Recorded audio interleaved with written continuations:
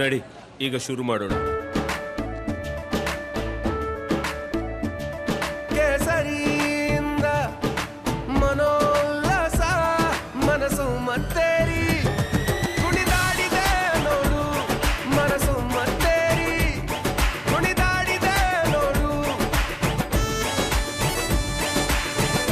ಕ್ಷಣ ಕ್ಷಣವೂ ಆಚರಿಸಿ ಕೇಸರಿ ಹಬ್ಬ. ವಿಮಲ್ ಬಾಯಲ್ಲಿ ಹೇಳಿ ಕೇಸರಿ. ಕೌಂಟಿಂಗು ಮುನ್ನವೇ ಈಗಾಗಲೇ ಬಿಜೆಪಿಯನ್ನ ಖಾತೆ ತೆರೆದಾಗಿದೆ. ತಾವು ಗಮನಿಸ್ತಾ ಇದ್ದೀರಿ, ಬಿಜೆಪಿ ಈಗಾಗಲೇ ದೇಶದಾದ್ಯಂತ ಸದ್ದು ಮಾಡುತ್ತಿರುವಾಗಲೇ ಅಧಿಕೃತವಾಗಿ ಮುಖೇಶ್ ದಲಾಲ್ ಅವಿರೋಧವಾಗಿ ಆಯ್ಕೆಯಾದಂತಹ ಬಿಜೆಪಿಯ ಫಸ್ಟ್ ಕ್ಯಾಂಡಿಡೇಟ್ ಈಗಾಗಲೇ ಸೂರತ್ನಿಂದ ಅವಿರೋಧವಾಗಿ ಆಯ್ಕೆಯಾಗಿದ್ದಾರೆ. ಖಾತೆಯನ್ನ ಬಿಜೆಪಿ ಈಗಾಗಲೇ ತೆರೆದಾಗಿದೆ. ತಾವು ಇಡೀ ದೇಶದಲ್ಲಿ ಸಂಚಲನಕ್ಕೆ ಕಾರಣ ಆಗಿದ್ದಂತಹ ಫಲಿತಾಂಶಕ್ಕೆ ಕಾಯ್ತಾ ಇದ್ರೆ, ಮತ್ತೊಂದು ಕಡೆ ಸೂರತ್ ಕ್ಷೇತ್ರದಿಂದ ಮುಖೇಶ್ ದಲಾಲ್ ಅವಿರೋಧವಾಗಿ ಈಗಾಗಲೇ ಆಗಿದೆ. ಪಕ್ಷೇತರರು ಇಲ್ಲಿ ನಾಮಿನೇಷನ್ ಅನ್ನ ವಾಪಸ್ ತಗೊಂಡ್ರು. ಕೆಲವು ಕಾಂಗ್ರೆಸ್ ಕ್ಯಾಂಡಿಡೇಟ್ಗಳ ನಾಮಪತ್ರ ರಿಜೆಕ್ಟ್ ಆಯಿತು. ಸೊ ಸೂರತ್ನಿಂದ ಮುಖೇಶ್ ದಲಾಲ್ ಇಡೀ ದೇಶದಲ್ಲಿ ಬಿಜೆಪಿಯ ಏಕೈಕ ಅಭ್ಯರ್ಥಿ. ಈ ಹಿಂದೆ ಈಗಾಗಲೇ ಅವಿರೋಧವಾಗಿ ಆಯ್ಕೆಯಾದಂತಹ ಬಿಜೆಪಿಯ ಅಭ್ಯರ್ಥಿ. ಸೊ ಈಗಾಗಲೇ ಬಿಜೆಪಿ ಖಾತೆಯನ್ನ ತೆರೆದಾಗಿದೆ. ಈ ಮೂಲಕ ಇಡೀ ದೇಶದಲ್ಲಿ ಬಿಜೆಪಿ ಸದ್ದು ಮಾಡುತ್ತಾ ಅಬ್ ಕಿ ಬಾರ್ 400 ಪಾರ್ ಅನ್ನುವಂತಹ ಮಾತನ್ನ ಮೋದಿ ಅಂಡ್ ಟೀಮ್ ಹೇಳ್ತಾನೆ ಇದೆ. ಹಾಗಿದ್ರೆ ಅದು ನಿಜವಾಗುತ್ತಾ?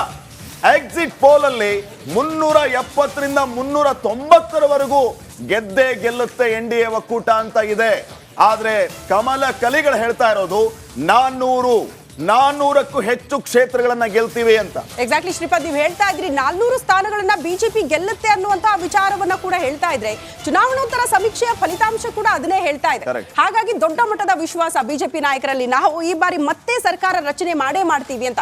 ಕಾಂಗ್ರೆಸ್ ನಾಯಕರು ಯಾಕೋ ಅದನ್ನ ಒಪ್ಕೊಳ್ಳುವಂತ ಮನಸ್ಥಿತಿಯಲ್ಲಿಲ್ಲ. ಮೋಸ್ಟ್ಲಿ ಅದನ್ನ ಒಪ್ಕೊಳ್ಳುವಂತ ಮನಸ್ಥಿತಿ ಫಲಿತಾಂಶ ಹೊರಬಿದ್ದ ಬಳಿಕವೇ ಅರ್ಥ ಆಗುತ್ತೆ ಅಂತ ಅನ್ಸುತ್ತೆ. ಅವರು ಲಾಸ್ಟ್ ಟೈಮ್ ಎಲ್ಲ ಚುನಾವಣೋತ್ತರ ಫಲಿತಾಂಶದ ಬಗ್ಗೆ ಎಲ್ಲ ಮಾತಾಡ್ತಾ ಇದ್ರು, ಅದೆಲ್ಲ ನಿಜ ಆಗ್ಬಿಡ್ತಾ, ನೀವು ಕೊಟ್ಟಿರುವಂತಹ ನಂಬರ್ಸ್ ಎಲ್ಲ ನಿಜ ಆಗ್ಬಿಡ್ತಾ ಅಂತ. ಹೌದು, ಖಂಡಿತ ಚುನಾವಣೋತ್ತರ ಸಮೀಕ್ಷೆಯ ಫಲಿತಾಂಶ ಬಹುತೇಕ ನಿಖರ ಆಗದೆ ಇದ್ರು ಕೂಡ ಆಸುಪಾಸು ಆ ನಂಬರ್ ಸ್ವಲ್ಪ ಏರುಪೇರಾಗಬಹುದು ಹೊರತು ಅದೇ ಇದ್ದೇ ಇರುತ್ತೆ ಅನ್ನುವಂತ ವಿಚಾರ ಕಾಂಗ್ರೆಸ್ ನಾಯಕರು ಅರ್ಥ ಮಾಡ್ಕೊಳ್ಬೇಕು ಅಂತ ಅನ್ಸುತ್ತೆ. ಮಲ್ಲಿಕಾರ್ಜುನ್ ಖರ್ಗೆ ಅವರು ಮೊನ್ನೆ ಒಂದು ಮಾತನ್ನ ಹೇಳ್ತಾ ಇದ್ರು, ಎಕ್ಸಿಟ್ ಪೋಲ್ ಸಂಜೆಯೇ ಈಗಾಗಲೇ ಎಕ್ಸಿಟ್ ಪೋಲ್ ಅಲ್ಲಿ 110ರಿಂದ 120 ಸ್ಥಾನಗಳನ್ನ ಇಂಡಿ ಒಕ್ಕೂಟ ಗೆಲ್ಲುತ್ತೆ ಅಂತಂದ್ರೆ, ಆದ್ರೆ ನೀವು ಗಮನಿಸ್ತಾ ಇರಿ ಅದೆಲ್ಲವೂ ಸುಳ್ಳಾಗುತ್ತೆ. 290ಕ್ಕೂ ಹೆಚ್ಚು ಸ್ಥಾನಗಳನ್ನ ನಾವು ಗೆಲ್ತೀವಿ ಅಂತ ಖರ್ಗೆ ಅವರು ಹೇಳಿದ್ರು. ಗೊತ್ತಿಲ್ಲ ಎಕ್ಸಿಟ್ ಪೋಲ್ ಎಕ್ಸಾಕ್ಟ್ ಪೋಲ್ ಆಗುತ್ತಾ ಅನ್ನುವಂತಹ ಪ್ರಶ್ನೆ ಸದ್ಯಕ್ಕೆ ಇದೆ. ಇಡೀ ಮತದಾರರಲ್ಲಿ ಮೋದಿ ಅಂಡ್ ಟೀಮ್ ಅಲ್ಲಿ ಒಂದು ರೀತಿಯ ವಿಶ್ವಾಸ ಮನೆ ಮಾಡಿ. ಹಾಗಿದ್ರೆ ಲೋಕ ಸಮರದ ಕ್ಷಣದ ಅಪ್ಡೇಟ್, 2024ರ ಲೋಕಸಭೆ ಚುನಾವಣೆಯ ಪ್ರಮುಖಾಂಶಗಳು, ಎಲ್ಲೆಲ್ಲಿ ಯಾವ ರೀತಿಯ ಸಿದ್ಧತೆಗಳು ಆಗ್ತಾ ಇದೆ, ಸದ್ಯಕ್ಕೆ ಏನ್ ನಡೀತಾ ಇದೆ, ಏನು ಮುಖ್ಯ ವಿಚಾರಗಳು ಈ ಸಾರಿಯ ಲೋಕಸಭೆ ಚುನಾವಣೆಯಲ್ಲಿ ನೋಡೋಣ ಒಂದು ವಿಶೇಷ ವರದಿ.